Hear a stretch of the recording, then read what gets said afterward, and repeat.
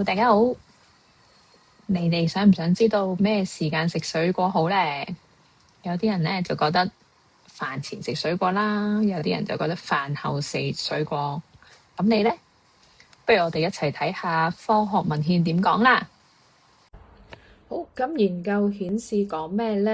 咁其實2009年咧，美國有個研究咧，咁佢就邀請咗58個嘅健康成年人啦，咁進行咗一個5個禮拜嘅研究啦。咁佢會喺飯前大約15至30分鐘度咧，就會邀請咧嗰啲試驗者咧去進食唔同形態嘅蘋果嘅。咁其中一個形態就係成個蘋果啦。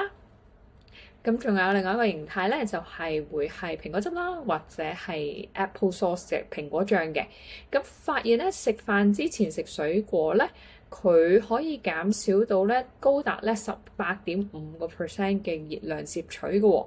而成個研究顯示咧，就發現咧一個蘋果咧係會比起果汁啦或者蘋果醬更加之有飽肚感嘅。咁其實咧，佢個研究入邊嘅蘋果汁咧，其實都有添加到額外再添加咗膳食纖維入邊嘅。咁但係咧，都係冇一整個蘋果咁有飽肚感嘅。除咗2009年嘅美國一個研究，咁近年咧2023年咧，新西蘭咧都出咗一個研究嘅。咁佢個研究顯示咧，就想睇下咧唔同時間點食水果會對血糖同埋個飽肚感有咩唔同嘅反應嘅。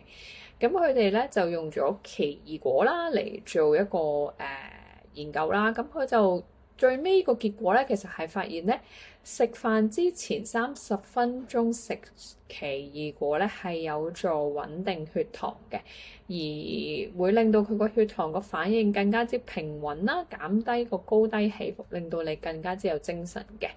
咁其實佢哋最主要歸根究底係啲咩咧？就係如果食飯之前30分鐘食水果嘅話咧，係會避免咗同主餐嘅兩個血糖嘅重疊嘅時間啦，但係同一時間就係水果入邊嘅纖維啦，同埋佢哋嘅化學物啦，喺個胃入邊咧會減慢佢個排空嘅速度啦，同埋會增加咗個飽肚感。而奇異果佢本身係一個低升糖嘅食物，而我哋平時嘅主餐都有啲高升糖嘅食物，例如係我哋嘅飯啦，咁佢就會中和翻，即係平穩翻，令到個血糖冇升得咁快同咁高嘅。好啦，咁大家聽完我講咗咁耐之後呢，咁其實大家都應該知道究竟係飯前食好定飯後食好啦。咁俾啲實用嘅 tips 大家啦，咁記住最好就係餐前30分鐘左右食你嘅水果啦。咁記唔記得每一日其實係有2份水果、3份蔬菜。咁如果奇異果咁樣一個呢，係為之1份嘅。